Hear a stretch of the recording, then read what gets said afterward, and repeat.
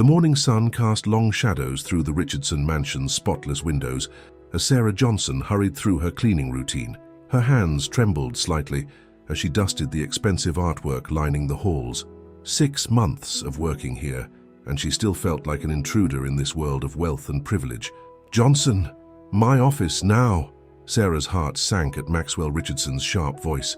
Taking a deep breath, she smoothed her simple uniform and headed toward the mahogany-paneled study where her employer waited. At 45, Maxwell Richardson cut an imposing figure, perfectly tailored suit, steel gray hair styled just so, cold blue eyes that seemed to find fault with everything they saw. "Sir?" Sarah kept her voice steady, though inside she was counting the dollars in her savings account. She couldn't afford to lose this job, not with Katie's medical bills piling up. "There's a party tonight," Maxwell announced, barely glancing up from his laptop. "I need you to work it, 8 p.m. sharp.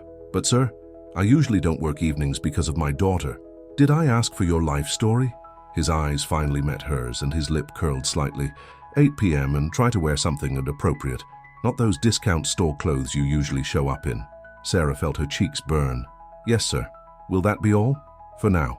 He waved her away like an annoying fly. In the hallway, Sarah leaned against the wall, fighting back tears. She'd have to beg Mrs. Martinez next door to watch Katie again. At least the extra hours meant extra pay, and Katie's asthma medication wasn't going to buy itself. What Sarah didn't know was that Maxwell had bigger plans for the evening. Just yesterday, he'd overheard his country club friends laughing about his diversity hire housekeeper. Tonight would be his chance to put her in her place, to parade her around as a guest and watch her fumble with the wrong fork, make a fool of herself. It would be the entertainment of the evening. "You're being cruel, Max," his sister Rebecca told him when he shared his plan over lunch. Rebecca had always been the soft one in the family. "That woman works hard for you." "Please," Maxwell scoffed, sipping his $100 scotch. "She should be grateful I gave her a job at all. Besides, it's just a little fun." But when 8 o'clock struck, Maxwell's perfectly orchestrated plan began to crumble. Sarah arrived in a simple black dress, borrowed from her cousin Maria. Her dark hair was swept up elegantly, and she carried herself with quiet dignity. The cutting remark Maxwell had prepared died in his throat. "Where should I start with the serving, Mr. Richardson?" Sarah asked, her voice calm and professional. Maxwell found himself saying, "Actually, would you join us for dinner first?"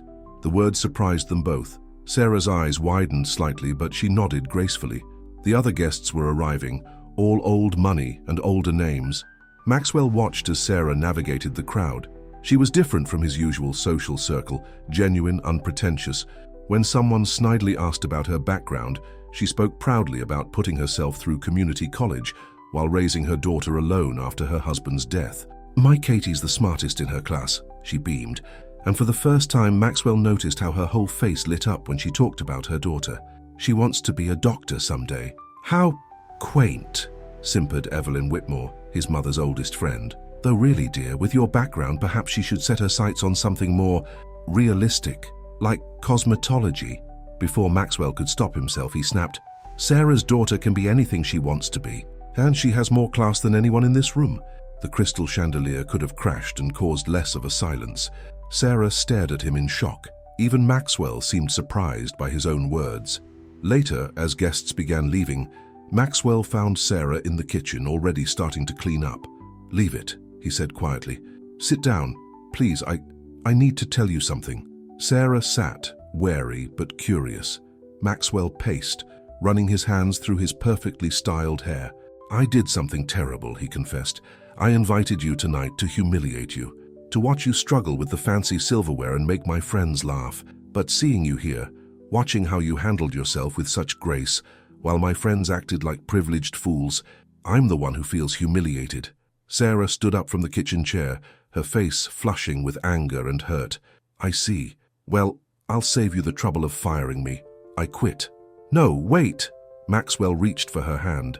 The touch sent an unexpected jolt through them both. "I'm not explaining this well. Sarah, you opened my eyes tonight to how shallow my world is, to how wrong I've been, to you. Mr. Richardson, I'm not some project for you to feel good about yourself. I'm a mother who needs to get home to her child." "Then let me drive you," Maxwell blurted out. "Please, it's late, and I'd like to meet Katie." Sarah's eyes widened. You've never once asked about my daughter before today. I was a fool before today, Maxwell replied. The words tumbled out before he could stop them. I was empty inside, Sarah, caring about nothing but money and status. Then tonight, watching you, you have so little, but you're richer than anyone I know. You don't know anything about me, Sarah said, but her voice softened. Then let me learn. Let me make up for how I've treated you. Give me a chance to show you the real me. That night changed everything, but change isn't always easy. The next morning, whispers started circulating through Maxwell's social circle. His sister Rebecca called first. Max, darling, please tell me you're not serious about this cleaning woman. Her name is Sarah, Maxwell said firmly. And yes, I'm serious about getting to know her better. Think about Mother, she'll have a heart attack. And what about the company? The board won't like this kind of scandal. Maxwell felt his old anger rising, but then he remembered Sarah's quiet dignity from the night before. The company will survive, and Mother survived Father's gambling and affairs. She'll survive this too. But Rebecca wasn't giving up. She called their mother, Victoria Richardson, who arrived at the mansion within the hour. Maxwell James Richardson, Victoria swept in, still elegant at 70. Have you lost your mind? I just had lunch with Evelyn Whitmore. She says you're infatuated with the help. Mother, no, you will listen to me. Your father built this company from nothing. We have a reputation to maintain. If you want some kind of arrangement with this woman, be discreet about it. But don't embarrass the family by pretending it's more than that. Maxwell felt something snap inside him. Sarah isn't some arrangement, Mother. She's a wonderful woman who's worked harder than anyone I know. She's raising a brilliant daughter on her own, and she does it with more grace than I've seen from any of your country club friends. Victoria's face went pale. You've met her child? Oh, Maxwell, tell me you haven't gone that far. Not yet, but I'm having dinner with them tonight. We're having pizza and helping Katie with her multiplication tables. Pizza? Victoria sank into a chair. My son eating pizza in some, what? Apartment, trailer park? Actually, Sarah's voice came from the doorway, making them both turn. We live in a small house. It's not much, but it's home. Victoria looked at Sarah like she was something scraped off a shoe. How long have you been eavesdropping? I was coming to give my notice, Sarah said quietly. Mr. Richardson, I appreciate what you're trying to do, but I can't be the cause of all this trouble. I'll have my cousin Maria cover my shifts until you find a replacement. Sarah, wait. Maxwell started to follow her, but Victoria grabbed his arm. Let her go, darling. It's for the best. I'll call the agency, get you someone more suitable. Maxwell jerked away from his mother's grasp. No, I'm done letting you and everyone else decide what's suitable for me. I'm 45 years old, Mother. I've spent my whole life playing by your rules, marrying who you wanted, working how you wanted. And you know what? I've never been happy. Not once. Not until last night when I saw what real grace and dignity looked like. Maxwell, I'm going after her. And if you can't accept that, then maybe it's time we put some distance between us. Maxwell ran out to the driveway just as Sarah was getting into her old Honda. Sarah, please don't go. This won't work, Sarah said, but she didn't close the car door. Your mother's right. We're from different worlds. Then let me into your world, Maxwell said softly. The real world, where people eat pizza and help kids with homework and know what actually matters. Please, Sarah, don't let my mother's prejudice stop what could be something wonderful. Sarah looked at him for a long moment. Katie has a math test on Monday. She really does need help with multiplication tables. Maxwell smiled. I have a business degree from Harvard. I think I can handle third-grade math. And you really want to eat pizza? More than I've ever wanted anything in my life. Sarah couldn't help but laugh. You're crazy. Crazy for you, Maxwell said, and then looked embarrassed. Sorry, that was cheesy. It was, Sarah agreed, but kind of sweet too. She checked her watch. I picked Katie up from Mrs. Martinez at 6. Don't wear a suit, it'll make her nervous. No suit, Maxwell promised. Just me, the real me. As Sarah drove away, Victoria called from the doorway. If you leave now, don't expect me to cover for you with the board. Maxwell turned to his mother and smiled sadly. You know what, Mother? For the first time in my life, I don't care what the board thinks. I'm going to change clothes, buy some pizza, and go meet a little girl who wants to be a doctor. And I can't remember the last time I was this excited about anything.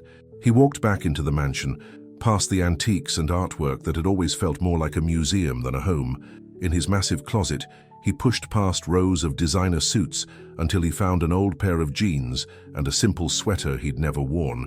Tonight, Maxwell Richardson wasn't going to be the CEO or the heir to a fortune. Tonight, he was just going to be himself, whoever that turned out to be. Sarah's small house sat on a quiet street, lined with modest homes and well-tended gardens.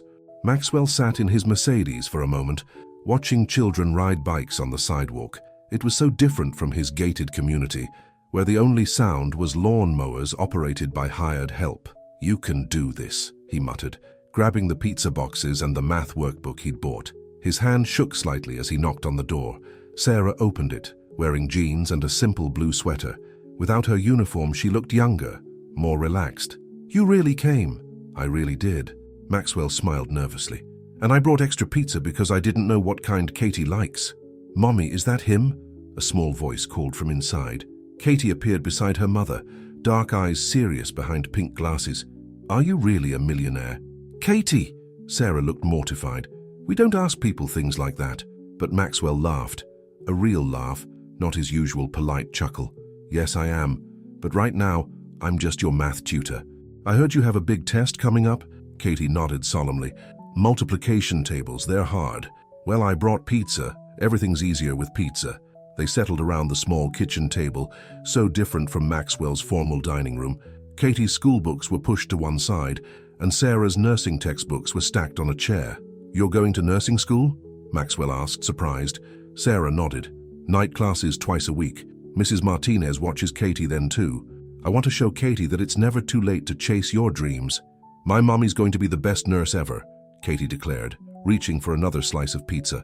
"Just like I'm going to be the best doctor." Maxwell watched them together. The loving looks, the easy affection. In his family, love had always been conditional, measured out based on success and social standing. "Okay, let's tackle these multiplication tables," he said, opening the workbook. "I have a trick that might help. Want to hear it?" For the next hour, Maxwell patiently worked with Katie, using examples she could relate to. "If you have 3 friends and they each bring 2 pizzas to a party, how many pizzas do you have?" 6. Katie's face lit up. "So 3 times 2 is 6. Exactly, you're getting it." Sarah watched them from the kitchen sink, her heart doing strange flips. This wasn't the cold, demanding man she'd worked for. This was someone else entirely. The evening flew by, and soon it was Katie's bedtime. "Can Mr. Maxwell come back tomorrow?" she asked hopefully. "He makes math fun." "We'll see, sweetie. Say goodnight now." After Katie went to bed, Sarah and Maxwell sat on the small front porch. The night was cool and Sarah wrapped her arms around herself. Without a word, Maxwell took off his sweater and draped it over her shoulders. The gesture was so natural, so caring, that Sarah felt tears prick her eyes. "Thank you," she said softly. "Not just for the sweater, for being so good with Katie, for not looking down on our little house or our frozen pizza dinner." "Sarah," Maxwell turned to face her. "This is the most real evening I've had in years, maybe ever. In my world, everything's about appearance, about power plays and social climbing. But here, this is what matters. Family, love, pizza with multiplication tables. It's not always this nice," Sarah warned. "Sometimes Katie has asthma attacks in the middle of the night. Sometimes I'm so tired from working and studying that I serve cereal for dinner. Sometimes—" Maxwell took her hand, stopping her words. "I want to know about all of it. The hard parts, the messy parts. I want to know you, Sarah. The real you. Even if your mother cuts you off, even if your fancy friends stop inviting you to parties. Especially then." Maxwell squeezed her hand. "But I should warn you, I'm probably going to be terrible at real life. I've never made my own bed or cooked a meal. I'll probably do everything wrong." Sarah laughed softly. "Well, I'm pretty good at teaching people how to do things right." They sat in comfortable silence for a while, until Sarah's phone buzzed. Her face fell as she read the message. "What's wrong?" "Mrs. Martinez can't watch Katie tomorrow night. I have an important exam in my nursing class, but I'll have to miss it." "I could watch her," Maxwell offered immediately, then looked uncertain. "Unless that's too much, too soon?" Sarah studied his face. "You'd really do that? Watch an 8-year-old for 3 hours? We could do more math practice. Maybe order Chinese food this time. I saw a takeout menu on your fridge." "Maxwell," Sarah hesitated. "Why are you doing all this? Really?" He was quiet for a moment, choosing his words carefully. "Because last night at that party, I saw 2 things clearly for the first time. I saw what a shallow, empty life I've been living. And I saw you, really saw you. Your strength, your grace, your heart. It was like waking up from a long sleep. And if this is just another kind of sleep, a different kind of fantasy, then it's the best dream I've ever had. Maxwell stood reluctantly. I should go. You both need to sleep, and I have a board meeting tomorrow morning. Will you tell them about this? About having dinner with the most amazing woman I've ever met and her brilliant daughter? Yes, I think I will. Sarah walked him to his car. Before he got in, he turned back. Sarah, thank you for giving me a chance to be different, to be better.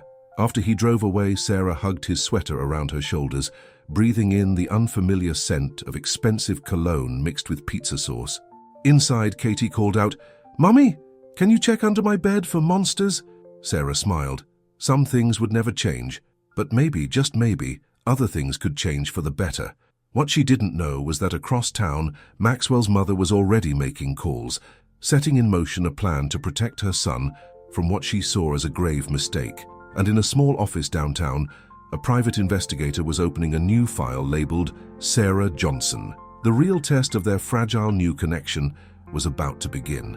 The Richardson Industries boardroom buzzed with tension. Maxwell straightened his tie, remembering Sarah's gentle smile from the night before. It gave him strength as he faced the disapproving stares of the board members. "Gentlemen, ladies," he began, "before we start today's meeting, I'd like to address the rumors you've no doubt heard about your involvement with the cleaning staff." Charles Whitmore, Evelyn's husband, sneered. "Really, Maxwell, couldn't you be more discreet?" "No, Charles, I couldn't." Maxwell's voice was firm. "Because I'm not ashamed. Sarah Johnson is an incredible woman, and yes, we're seeing each other." Victoria Richardson, sitting at the far end of the table, turned pale. "Maxwell, please." "No, Mother. I'm done hiding. Sarah works hard, studies nursing at night, and raises a wonderful daughter alone. She has more integrity than anyone in this room. And what about her husband?" A new voice cut through the murmurs. Frank Davidson, the company's head of security, stepped forward with a folder. "The one who's serving 15 years for armed robbery." Maxwell felt like he'd been punched. "What? Oh, didn't she tell you?" Frank smiled coldly. "Your mother asked me to look into Ms. Johnson's background. Mark Johnson, her husband, arrested 5 years ago for robbing a convenience store. Shot the clerk, who thankfully survived." "That's impossible," Maxwell whispered. "Sarah said he died." "She lied," Victoria said triumphantly. "You see, darling, she's not who she pretends to be." Maxwell stood up so quickly, his chair crashed over. "This meeting is adjourned. Mother, my office, now." In his office, Maxwell paced like a caged animal. "How dare you investigate her? How dare she lie to you?" Victoria shot back. "Face it, Maxwell, she's after your money. Why else would a convicted felon's wife cozy up to a wealthy man?" "Stop it!" Maxwell slammed his hand on the desk. "Even if this is true, even if she lied about her husband, have you considered why? How terrified she must have been, trying to protect her daughter, build a new life. Oh, please, she..." Victoria stopped as Maxwell's office door opened. Sarah stood there, tears streaming down her face. "I came to bring your sweater back," she said softly. "I heard everything." "Sarah..." Maxwell stepped toward her, but she backed away. "Don't, please." She placed his folded sweater on a chair. "I should have told you the truth, but when people find out about Mark, they look at Katie differently, judge her. I couldn't bear it." "You should have trusted me," Maxwell said, his voice breaking. "Like you trusted me?" Sarah's eyes flashed. "You didn't even ask me about it. You let your mother dig up my past like I was a criminal." "Speaking of criminals," Victoria interjected smugly, "how is your husband these days?" "Ex-husband." Sarah's voice was steel. "I divorced him the day he was sentenced. And for your information, Mrs. Richardson, I've never taken a penny I didn't earn. I work hard, I study hard. Everything I have I built myself, while you sit in your mansion judging people you don't even know. How dare you speak to me that way? Maxwell, are you going to let her..." "Yes, Mother, I am." Maxwell moved to stand beside Sarah. "Because she's right. What you did was cruel and unnecessary. I was protecting you." "No, you were protecting your precious social status." Maxwell took Sarah's hand. "Sarah, please, talk to me. Help me understand." But Sarah pulled away. "I need to get Katie from school. I can't deal with this right now. Let me drive you." "No!" Sarah's voice broke. "No more rides, no more pizza, no more math tutoring. Katie was starting to care about you, Maxwell. Do you know how hard that will be for her? She already lost one father figure to prison. I won't let her lose another one to this mess." She fled the office. Maxwell started to follow, But Victoria grabbed his arm. "Let her go, darling. It's for the best." Maxwell jerked away from her grasp. "You know what, Mother? Everything I've achieved, every success I've had, it meant nothing until I met Sarah and Katie. They made me feel real for the first time in my life, and you just destroyed that. I saved you from a gold digger. No, you saved yourself from a scandal. Well, guess what? Here's a bigger one. I quit. As of now, I'm stepping down as CEO." Victoria gasped. "You can't. Watch me." Maxwell grabbed his coat. "I'm going to find Sarah. And if I lose her because of what you did, I'll never forgive you." He raced to his car, but Sarah's old Honda was already gone from the parking lot. He drove to her house, but no one was home. At Katie's school, the secretary told him Sarah had already picked her up. Finally, he tried Mrs. Martinez's house. The elderly woman opened the door with a frown. "They're not here," she said. Sarah called, crying, said they needed to go away for a while, asked me to pack up their house. Her eyes narrowed. "What did you do to that sweet girl?" Maxwell sank onto the porch steps, head in his hands. "I didn't trust her enough. I didn't protect them." Mrs. Martinez's face softened slightly. "Sarah left this for you." She handed him a folded note. Maxwell's hands shook as he read, "Dear Maxwell, you showed Katie and me a glimpse of something wonderful, but your mother was right about one thing. We're from different worlds. I won't have my daughter caught in the crossfire of your family's drama. Please don't try to find us. We'll be okay. We always are." "Sarah." Thunder rumbled overhead as Maxwell stared at the note. He didn't even notice when it started to rain. Across town, in a small motel room, Sarah held Katie as she cried, "Why can't we go home, Mummy? What about my test? Mr. Maxwell was going to help me study." "Sometimes, baby," Sarah whispered, fighting back her own tears. "We have to be brave and start over, but we have each other. That's all we need." "I hate him," Katie sobbed. "I hate him like I hate Daddy." Sarah's heart broke. "No, sweetheart. Maxwell is nothing like your father. He's a good man. Sometimes good people just can't be together." As the storm raged outside, two broken hearts beat in different parts of the city. But while Sarah thought she was protecting her daughter by running away, she didn't know that her ex-husband, Mark, had just been granted early release for good behavior, and he had plans of his own for his former family. Mark Johnson stood outside the motel, rain dripping from his leather jacket. 5 years in prison had hardened him, but his handsome face could still charm when he wanted it to. He watched through the window as Sarah tucked Katie into bed. "My girls," he whispered, a dangerous smile playing on his lips. "Daddy's home." Meanwhile, Maxwell sat in his car outside Sarah's empty house, still clutching her note. His phone buzzed. Another call from his mother. He ignored it, like he'd ignored the last 20. A tap on his window made him jump. It was Mrs. Martinez, holding an umbrella. "You're still here?" she asked, opening his car door.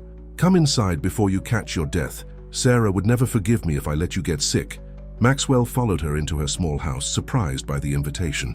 Mrs. Martinez poured him coffee and studied his face. "You really care about them, don't you?" "More than I've ever cared about anything," Maxwell admitted. "But I messed up.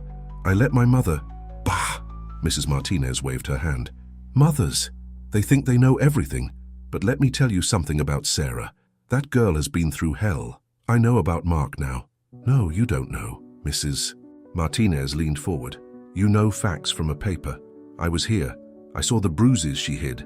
I watched her jump at loud noises. When Mark went to prison, it wasn't just for robbery. He'd been beating Sarah for years. The robbery was a blessing. It got him away from her." Maxwell felt sick. "Why didn't she tell me? Would you want to tell that story? To risk someone looking at your child differently?" Mrs. Martinez sighed.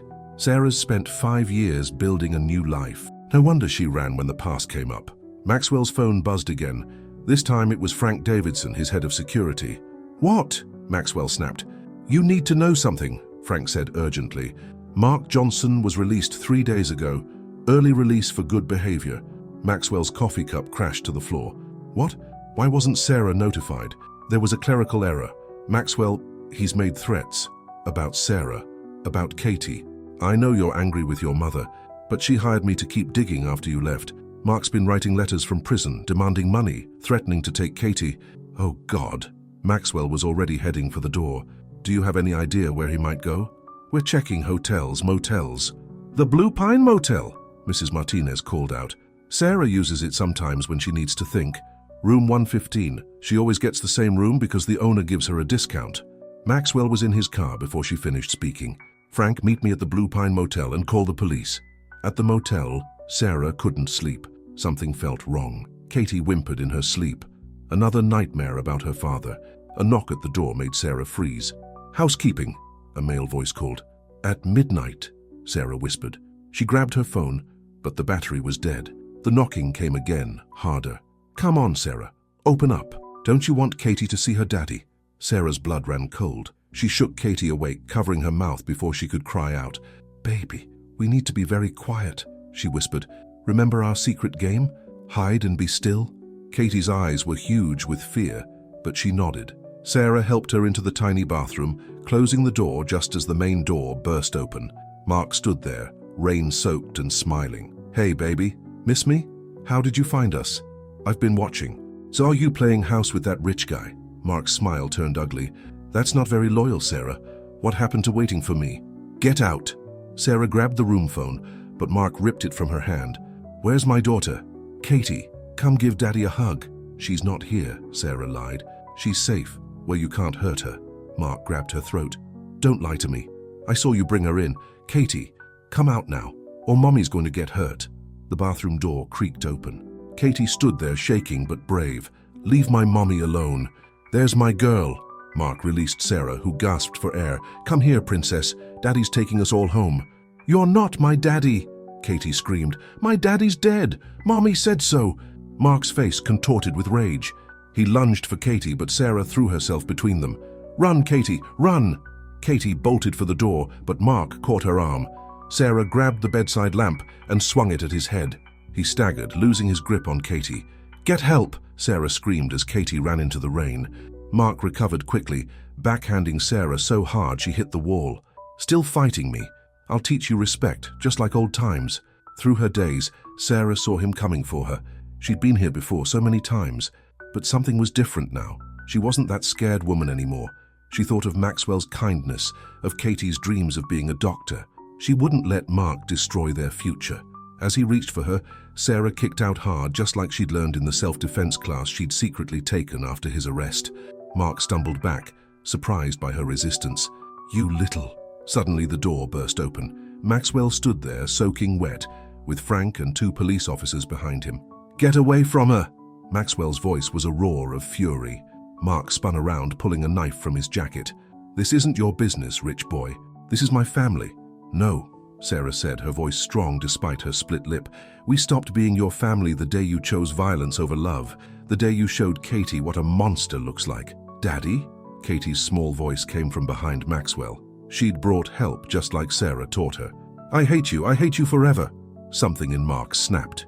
He lunged forward with the knife, aiming for Sarah. Maxwell jumped between them, taking the blade in his shoulder. The police tackled Mark as Maxwell collapsed. Sarah caught him, lowering him gently to the floor. Why? She sobbed. Why would you risk your life for us? Maxwell touched her face with a shaking hand. Because I love you, both of you. I'm so sorry I didn't protect you better. Mommy! Katie ran to them as the police handcuffed Mark. Is Mr. Maxwell going to die like you said Daddy did? No, sweetheart. Sarah held them both. He's going to be just fine. We all are. As sirens wailed in the distance and rain pounded on the roof, 3 hearts beat as one. They had faced the storm together, and somehow they had all come out stronger. But in her hospital room across town, Victoria Richardson watched the late news report about the incident. Her son injured saving a maid, and her daughter from an ex-convict. The scandal would be enormous. She picked up her phone and dialed a familiar number. Charles, we need to call an emergency board meeting. It's time to take control of the company from my foolish son. The night's drama wasn't over yet. Local CEO stabbed protecting maid from ex-convict husband. The headlines screamed from every newspaper in the hospital gift shop. Sarah stared at them, her hands shaking as she bought juice for Katie. Miss Johnson, a nurse touched her arm. Mr. Richardson is asking for you. In Maxwell's private room, machines beeped steadily. His shoulder was heavily bandaged, but he smiled when he saw Sarah and Katie. My 2 favorite people, he said weakly. Come here. Katie ran to the bed, careful not to touch his injured side. Does it hurt bad? Not anymore. Maxwell stroked her hair. You were so brave last night getting help. You're going to be an amazing doctor someday. Really? Even though my real daddy's bad. Hey, Maxwell's voice was firm. Listen to me. You are not your father. You're Katie Johnson, the smartest, bravest girl I know. And if you want to be a doctor, I'll help you get there. Sarah wiped tears from her eyes. Maxwell, we can't let you. Yes, you can. He reached for her hand. I love you, Sarah. I love Katie. What happened last night, it showed me what really matters. Not money, not social status, just this. Us. Before Sarah could respond, Victoria Richardson swept into the room like a storm cloud. Out, she commanded Sarah and Katie. My son needs rest, not more drama from you people. Mother, Maxwell's voice turned cold. They stay. You go. I don't think so. Victoria's smile was razor sharp. The board had an emergency meeting this morning. Given your erratic behavior and this scandalous situation, they've voted to temporarily remove you as CEO. For health reasons, of course. You can't do that. Maxwell tried to sit up, wincing in pain. Already done, darling. Now, security will escort Ms. Johnson and her daughter out. Like hell they will. Rebecca, Maxwell's sister, appeared in the doorway. Hello, little brother. You look awful. Becca? Maxwell was shocked. His sister had always sided with their mother. Mother called, trying to get my vote for the board meeting. Rebecca walked to the bed, kissing Maxwell's forehead.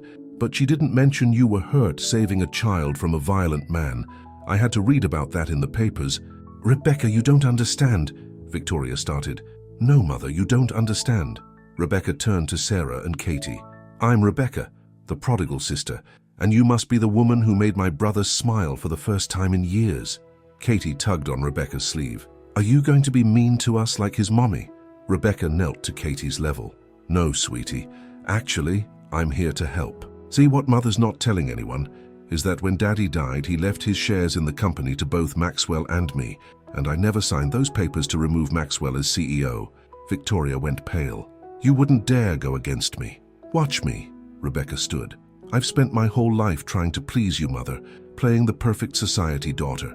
But last night my brother nearly died being a real hero. That's worth more than all your social climbing. If you do this, you'll what? Cut me off. Go ahead. I have my own money, my own life. Rebecca smiled at Sarah. And now maybe a chance to know my future sister-in-law? Maxwell squeezed Sarah's hand. What do you say? Want to be part of this crazy family? I haven't even said yes to dating you yet, Sarah teased, but her eyes were soft. Say yes, Mommy. Katie bounced on her toes. Mr. Maxwell makes you smile like you do in the old pictures before my real daddy got mean. Victoria made a disgusted sound. This is ridiculous. That woman's husband nearly killed you. Ex-husband, Sarah corrected firmly. And Maxwell didn't just save my life last night. He showed Katie that real men protect people, not hurt them. That love doesn't come with fists or threats. Very touching, Victoria sneered. But the press will destroy you. A CEO dating his maid, the ex-wife of a convict. Actually, Rebecca pulled out her phone. I just got off the phone with Claire at the Chronicle. She loves the story. Wealthy businessman risks his life to save a single mother and her child from domestic violence. It's going to be their Sunday feature, complete with interviews about how Maxwell's been secretly helping Katie with her math homework and dreams of becoming a doctor. You're all insane. Victoria headed for the door. Don't come crying to me when this blows up in your faces. After she left, Rebecca hugged Sarah. Welcome to the family. Sorry it's such a mess. Better than my last one, Sarah said wryly. Aunt Rebecca? Katie asked shyly. Do you know multiplication tables too? Rebecca laughed. Not as well as your mom or Maxwell, but I bet we could learn together. How about we go get some hot chocolate while these two talk? After they left, Sarah sat on the edge of Maxwell's bed. This is crazy. The press, your mother, the company. Sarah, Maxwell touched her face gently. When Mark had that knife, I wasn't thinking about any of that. I just knew I couldn't let him hurt you. Ever again. But your whole life means nothing without you in it. Maxwell winced as he shifted. I love you, Sarah Johnson, you and Katie. If I have to choose between being CEO and being with you, it's not even a choice. Even with my past, the scandal. Your past shows how strong you are, how brave. You survived him. You built a new life. You protected Katie. Now let me protect both of you. Sarah leaned down, kissing him softly. You already did. Outside the room, Katie watched through the window with Rebecca. Is Mr. Maxwell going to be my new daddy? She whispered. Rebecca squeezed her shoulder. Would you like that? Katie nodded. He doesn't yell or hit, and he believes I can be a doctor. Well then, Rebecca smiled. I think that makes you the luckiest girl in the world. Because Maxwell doesn't just believe in you, He'll move heaven and earth to help make your dreams come true. But down in the hospital lobby, Victoria Richardson was making calls. If she couldn't control the company, she'd destroy it. And she knew just the person to help. Michael Davis, Maxwell's biggest business rival. Sometimes love conquers all, but sometimes it has to fight a few more battles first. Michael Davis's office overlooked Central Park, a testament to his success as Maxwell Richardson's biggest competitor. He poured expensive scotch as Victoria Richardson settled into a leather chair. "So," Michael smiled coldly, "the great Victoria Richardson needs my help. How delicious." "Don't gloat, Michael. It's beneath you." Victoria sipped her scotch. "We both want the same thing, to save Maxwell from himself, by which you mean save your social standing." Michael sat behind his desk. "The papers are eating this up. CEO finds true love with heroic single mother. It's disgustingly romantic." "It's a disaster," Victoria snapped. "That woman and her brat will destroy everything we've built. Maxwell's talking about selling his penthouse, moving to the suburbs, can you imagine?" Michael leaned forward. "What exactly are you proposing?" "I have proof that Sarah Johnson helped her ex-husband rob that store 5 years ago. She turned state's evidence against him for a lighter sentence." "That's not what the police reports say." Victoria smiled. "Amazing what money can buy, isn't it? Including falsified evidence." Meanwhile, at Maxwell's mansion, Sarah supervised as Katie did her homework at the kitchen table, the same table where, months ago, Maxwell had ordered Sarah around like a servant. "Done?" Katie held up her math test. "Look, Mommy, I got an A." "That's wonderful, sweetheart." Sarah hugged her daughter. "Should we show Maxwell when he gets home?" "Show me what?" Maxwell appeared in the doorway, still moving carefully with his injured shoulder. "Mr. Maxwell." Katie ran to him, careful not to bump his arm. "Look, I got an A in math." Maxwell scooped her up with his good arm. "I knew you could do it. This calls for celebration pizza." "Again," Sarah laughed. "We've had pizza 3 times this week. It's brain food," Maxwell said seriously. "Right, Katie?" "Right. Can Aunt Rebecca come too? She's teaching me about art." Sarah's heart melted watching them together. The past few weeks had been a whirlwind, moving into Maxwell's mansion temporarily while he recovered, dealing with reporters, trying to maintain some normalcy for Katie. Rebecca had been a godsend, turning up with art supplies for Katie, helping Sarah navigate society events, standing up to the snide comments at charity functions. "Actually," Maxwell set Katie down, "I need to talk to your mom for a minute. Why don't you call Aunt Rebecca and invite her?" After Katie ran off, Maxwell's face turned serious. "The board meeting didn't go well." Sarah's stomach dropped. "Your mother?" "She's been busy. Half the board thinks I'm having some kind of breakdown. The other half is worried about the company's image. And Michael Davis is making a play for our biggest clients." "I'm ruining everything," Sarah whispered. "And maybe we should..." "Don't." Maxwell took her hands. "Don't even think about leaving. We're in this together. But your company is just a company. You and Katie are my life now." He pulled her close. "Which is why I want to show you something." He led her to his study, pulling out a folder. "I had my lawyers draw these up." Sarah opened the folder and gasped. "Maxwell, it's a trust fund for Katie, for medical school. And this," he pulled out another document, "is the deed to a house, in your name. No matter what happens with the company or us, you and Katie will always be secure." "I can't accept this." "Yes, you can, because I love you and I need to know you're safe, both of you." Sarah touched his face gently. "We're not with you for money, Maxwell. I know. That's why I want to give you everything." He dropped to one knee, wincing slightly. "Which brings me to this." He pulled out a small velvet box. "Maxwell." Sarah's eyes filled with tears. "Marry me, Sarah. Let me be Katie's father. Legally, officially, forever. Let me spend the rest of my life proving that love doesn't hurt, that family means protection, not pain." Before Sarah could answer, Katie's scream pierced the air. They ran to the kitchen. Katie stood frozen, staring at the TV. On screen, grainy security footage showed a younger Sarah helping Mark case the convenience store he later robbed. "Breaking news," the reporter announced. "Evidence surfaces that Sarah Johnson, girlfriend of CEO Maxwell Richardson, may have been involved in the violent robbery that sent her ex-husband to prison. Sources say she turned state's evidence for immunity." "That's not true," Sarah cried. I would never..." "Mommy," Katie's voice shook. "Did you help my bad daddy hurt people?" "No, baby, I swear." Maxwell grabbed his phone. "Frank, get over here now. We need to find out who leaked this footage." But they all knew who was behind it. Across town, Victoria Richardson watched the news with satisfaction. "Checkmate," she whispered. What no one knew was that the real security footage from that night still existed, and Rebecca Richardson had just found it in a safety deposit box, along with other secrets that would shake the Richardson family to its core.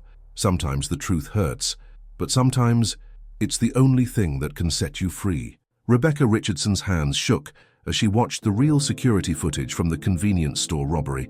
The grainy video showed Sarah being forced into the store at gunpoint by Mark, tears streaming down her face as he held the weapon to her back. "Oh God," Rebecca whispered. She fast-forwarded to Sarah trying to stop Mark from shooting the clerk, being thrown across the store for her efforts. The bruises on her arms, the terror in her eyes. This wasn't an accomplice. This was another victim, but that wasn't all Rebecca had found in the safety deposit box. Underneath the video was a stack of old letters in her father's handwriting. As she read them, her face went white. "Mother," she whispered, "what did you do?" At the mansion, Sarah sat in Katie's room, watching her daughter sleep. After seeing the news, Katie had cried herself into exhaustion, refusing to let Sarah explain. Maxwell appeared in the doorway. "The lawyers are here." In his study, 3 attorneys laid out their strategy. "We can fight this," the lead lawyer said, "but it'll be messy. The stock is already dropping." "I don't care about the stock," Maxwell snapped. "I care about clearing Sarah's name." "Maxwell," Sarah touched his arm, "maybe I should leave just until—" "No," his voice was firm. "We're not running. Not from my mother, not from lies." The doorbell rang. Moments later, Rebecca burst in, clutching a file. "I found it." She spread the contents on Maxwell's desk, the real security footage showing Sarah was a victim, not an accomplice, and something else, something Mother never wanted anyone to know. She handed Maxwell the letters. He read them slowly, his face hardening. "Is this true?" Rebecca nodded. "Father knew. That's why he left us equal shares in the company, to protect you from her." "Will someone please tell me what's going on?" Sarah asked. Maxwell handed her the letters. "My father wasn't just a businessman. He was investigating corporate fraud, and he found evidence that Mother had been embezzling money for years, working with Michael Davis. She was stealing from her own company. That's why she's always been so obsessed with controlling everything," Rebecca added. "If anyone looked too closely at the books—" "But why frame Sarah?" Maxwell wondered. "Because I was getting too close," Sarah whispered. Everyone turned to her. "Last month, when I was cleaning her office, I found some strange bank statements. I didn't understand them then, but that's why she hired Frank to investigate you," Maxwell realized, "to find something she could use against you if needed." "We need to go to the police," Rebecca said. "No," Maxwell stood. "First, we're going to the media. Mother wanted a scandal. Let's give her one." But before they could move, Katie appeared in the doorway, tears in her eyes. "I heard everything," she said. "The bad men hurt Mommy like they hurt the storeman." Sarah knelt before her daughter. "Baby, I'm so sorry you had to find out like this. I never helped your father hurt anyone. I tried to stop him, but I wasn't strong enough then." "But you're strong now," Katie said. "Because of Mr. Maxwell?" "No, sweetheart." Maxwell knelt beside them. "Your mom was always strong. She protected you, got you away from danger, built a new life. I just helped her see how amazing she already was." Katie threw her arms around them both. "Can we still be a family, even with all the bad stuff?" "Actually," Sarah pulled back to look at her daughter. "Maxwell asked me a question right before all this happened. Would you like to hear what it was?" Katie nodded. Sarah took Maxwell's hand. "He asked me to marry him, to let him be your real dad, legally and forever. But I haven't answered yet, because I needed to ask you first." "What do you think?" Katie's eyes went wide. "He wants to be my real daddy? Forever and ever?" "Only if you want me to be," Maxwell said softly. Katie launched herself at him, nearly knocking him over. "Yes, yes, yes, yes!" Sarah wiped tears from her eyes. "Well, I guess that's 2 votes yes, better make it 3. Maxwell's face lit up. "You mean—" "Yes," Sarah laughed through her tears. "Yes to marriage, yes to family, yes to forever." Rebecca cleared her throat. "Not to interrupt this beautiful moment, but we still have Mother to deal with." "Let me handle Victoria," a new voice said. They turned to see Frank Davidson in the doorway. "I've got some confessions to make, and evidence your mother won't be able to talk her way out of." "Frank?" Maxwell was shocked. "But you work for her." Frank shook his head. "I work for the FBI. We've been investigating the embezzlement for months. Your mother just made our job a lot easier by trying to frame Sarah. The real footage, these letters, It's all we needed. You're arresting my mother, Rebecca whispered. And Michael Davis, Frank nodded. First thing tomorrow morning. Sarah held Maxwell's hand tightly. Are you okay? My mother tried to destroy the woman I love to hide her own crimes, Maxwell said quietly. No, I'm not okay, but I will be. Because I have my real family right here.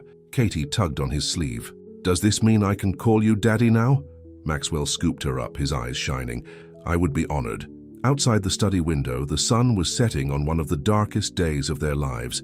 But sometimes, Sarah thought, you have to face the darkness to find your way to the light. And sometimes, the family you choose is stronger than the family you're born into. But in a small cafe across town, Victoria Richardson was meeting with one last ally, someone who could still destroy everything Sarah and Maxwell had built, someone from Sarah's past who knew secrets even Mark didn't know, because every fairy tale has one last dragon to slay.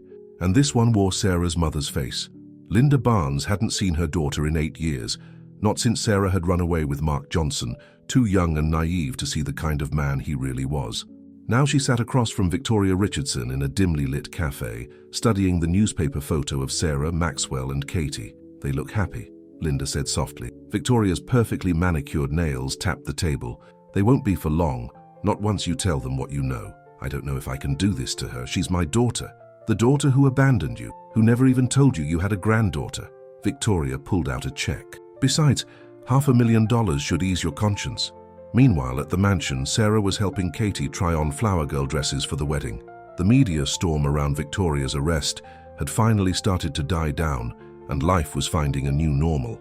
Do you think Daddy will like this one? Katie twirled in a pale pink dress. She'd started calling Maxwell Daddy the day after he proposed, and his face still lit up every time he heard it. He'll love it, Sarah smiled. Just like he loves you. The doorbell rang. Sarah heard Maxwell answer it, then his voice calling her name with an odd tone. In the foyer, an older woman stood wringing her hands. Sarah felt the world tilt. Mom? Hello, Sarah. Linda's eyes filled with tears. You look wonderful. Why are you here? I saw you in the papers. I had to come. Linda glanced at Maxwell. We need to talk, privately. Anything you have to say to Sarah, you can say in front of me, Maxwell said firmly, taking Sarah's hand. Fine. Linda took a deep breath. It's about Katie's real father. Mark? Sarah's voice shook. He's in jail where he belongs. No, honey, not Mark. Katie's real father. The room went silent. Sarah gripped Maxwell's hand tighter. What are you talking about? She whispered. You were already pregnant when you ran away with Mark. Remember Jason, that college boy you were seeing? He's Katie's biological father. Sarah staggered. Maxwell caught her before she fell. That's not true, Sarah said. It can't be. Mark is... Katie looks just like... Look at her eyes, Sarah. Those aren't Mark's eyes, they're Jason's, and he wants to meet his daughter. No! The shout came from the stairs. Katie stood there, tears streaming down her face. You're lying. Mr. Maxwell is my daddy now. I don't want another one. She ran upstairs. Sarah started to follow, but Rebecca appeared. I'll go, she said softly. You deal with this. After Katie left, Sarah faced her mother. Why now? After 8 years of silence, why show up and drop this bomb? Because she was paid to. Frank Davidson stepped out of Maxwell's study. Wasn't she, Mrs. Barnes? Victoria Richardson contacted you, offered you money to disrupt the wedding. Linda's face crumbled. I'm so sorry, Sarah. I needed the money. Your father's medical bills. Stop. Sarah's voice was ice. You don't get to use Dad's memory as an excuse, not for this. But it's still the truth, Linda insisted. Jason Martinez is Katie's real father. Sarah laughed suddenly, a wild sound. Jason Martinez. Mom, Jason was sterile. Everyone knew that. It's why he left town. He couldn't have children. Linda went pale. But Victoria said, Victoria found you, fed you a story, and paid you to tell it. Maxwell's voice was disgusted. Just to hurt Sarah one last time before she goes to prison. I'll call the DA. Frank pulled out his phone. Add witness tampering to the charges. Wait, Sarah said. She approached her mother slowly. You really needed money for Dad's bills? Linda nodded miserably. Then keep it. Keep Victoria's blood money. But stay away from my daughter, your granddaughter. Stay away from my wedding, my family, my life. You lost the right to be part of it when you chose money over truth. Sarah, please. Goodbye, Mom. I hope the money keeps you warm at night. After Linda was led away by Frank, Sarah collapsed into Maxwell's arms. I'm so sorry, he whispered, holding her close. Why won't they let us be happy? Sarah sobbed. Your mother, my mother, Mark. Why does everyone want to destroy us? Because what we have is real. Maxwell kissed her forehead, and real love threatens people who live by lies. Upstairs, Katie sat with Rebecca, still crying. I don't want another daddy, she hiccuped. I picked Maxwell, he's mine now. And nothing will ever change that, Rebecca assured her. Some families are made by blood, Katie, but the best ones are made by love. Later that night, after Katie was finally asleep, Sarah and Maxwell sat in their garden. We could elope, Maxwell suggested. Avoid all this drama. Sarah shook her head. No, I want the big wedding. I want everyone to see that love wins, that all their schemes and lies couldn't break us. Have I told you lately how much I love you? Yes, Sarah smiled, but tell me again. As they kissed under the stars, neither noticed the light on in Victoria's old study. Inside, Michael Davis used his emergency key to access the hidden wall safe. The evidence he found there would be his insurance policy and his revenge on Victoria for betraying him to the FBI. Because tomorrow, Victoria Richardson's arrest would lead to one final revelation, one that would change everything Sarah thought she knew about the night Mark robbed that store. The truth always comes out, but sometimes it comes out too late to fix what's already broken. The morning of Sarah and Maxwell's wedding dawned clear and bright, but in a downtown jail cell, Victoria Richardson received an unexpected visitor. Michael, she smiled thinly. Come to gloat. Michael Davis held up a folder. Found this in your safe. Care to explain why you were paying Mark Johnson to rob that store 5 years ago? Victoria's face went blank. I don't know what you're talking about. No? Michael laid out photos on the visitor's table. You hired him to steal documents proving our embezzlement, but he got greedy, tried to take the store's money too. That's when it went wrong. You can't prove anything. Actually, I can. Mark kept a journal in prison, detailed everything, including how you promised to get him early release if he'd come back and threaten Sarah one last time. Victoria's shoulders slumped. What do you want? Confession? Full immunity for me? Or these go to the FBI? At the mansion, Sarah stood in her wedding dress, Rebecca helping with her veil. You look beautiful, Rebecca whispered. Like a princess. More like Cinderella, Sarah laughed. Complete with wicked mother-in-law in jail. Katie burst in, twirling in her flower girl dress. Mommy, Daddy's crying downstairs. Happy tears, I hope, Sarah asked. He said they're the happiest tears ever. Katie hugged Sarah carefully, avoiding wrinkling the dress. Are you ready to be a real family? A commotion downstairs interrupted Sarah's answer. Frank Davidson's voice carried up the stairs. Maxwell, you need to hear this. Sarah and Rebecca rushed down, finding Maxwell in his tuxedo, listening to a recording. Victoria's voice filled the room. Fine, I confess. I hired Mark Johnson to rob my own store. I needed him to steal evidence of the embezzlement, but he got violent, shot the clerk. It wasn't supposed to happen that way. Sarah was just in the wrong place at the wrong time. Maxwell's face was thunder. My own mother, she's the reason for all of it. Sarah's trauma, Katie's pain. There's more, Frank said grimly. She arranged Mark's early release, paid him to threaten Sarah. She wanted to stop the wedding at any cost. Sarah sank into a chair, her white dress pooling around her. She destroyed so many lives, just to hide her crimes. The DA is adding new charges, Frank continued. She'll be in prison for decades. Katie climbed into Sarah's lap. Does this mean the bad stuff is over? Maxwell knelt before them both. Yes, Princess. All the lies are out now. No more secrets, no more schemes. Just us, being a family. Rebecca wiped tears from her eyes. The guests are arriving. Should we postpone?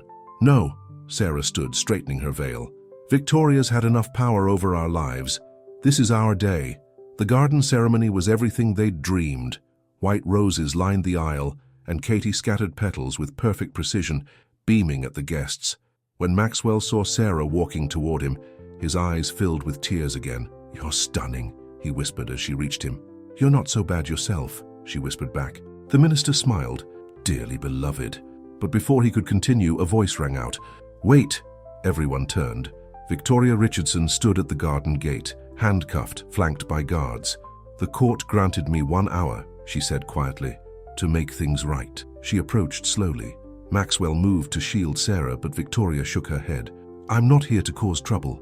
I'm here to tell the truth. Sarah, Victoria's voice broke. I'm so sorry. Everything that happened to you, to Katie, it was my fault. My greed, my pride. I hired Mark, set everything in motion, and then, when my son finally found real happiness, I tried to destroy that too. She turned to Maxwell.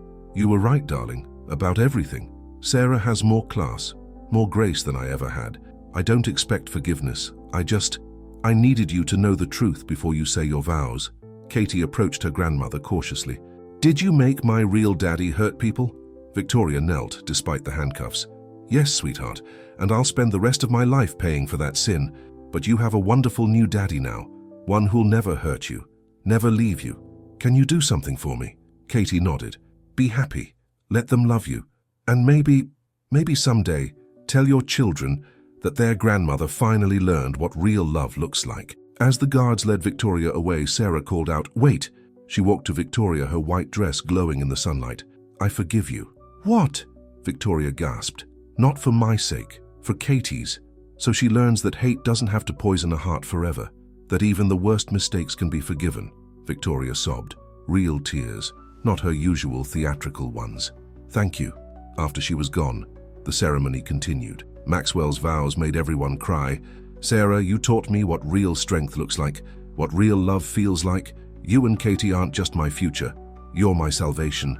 I promise to spend every day proving worthy of the faith you've placed in me. Sarah's vows were simpler. You saw me when I was invisible. You loved Katie when she needed a father's love most. You fought for us when everyone else fought against us. I promise to love you forever, my knight in slightly dented armor. Katie got to help with the rings, proudly carrying them on a little pillow. By the power vested in me, the minister beamed, I now pronounce you husband and wife. You may kiss the bride. Maxwell pulled Sarah close. Ready for our happy ending? Sarah smiled against his lips. No, my love. Ready for our happy beginning. The reception lasted late into the night. Rebecca caught the bouquet. Frank danced with Katie standing on his feet. And in her cell, Victoria Richardson held the wedding photo the guards had allowed her to keep, whispering, Be happy, my dears. Be so very happy. 6 months later, Sarah graduated nursing school with honors. A year after that, she opened a clinic for domestic violence survivors with Maxwell's full support. Katie grew into a brilliant teenager, volunteering at her mother's clinic and maintaining a perfect GPA. Her dream of becoming a doctor never wavered, and every year on their anniversary, Maxwell and Sarah ordered pizza and helped Katie with her homework, remembering how love had turned a simple math tutoring session into a lifetime of joy. Because sometimes happy endings aren't about castles or riches. Sometimes they're about pizza and multiplication tables and a love strong enough to overcome every obstacle. Sometimes they're about choosing your family, healing your heart, and believing that after every storm, the sun will shine again. And in the end, that's the greatest fairy tale of all. The end.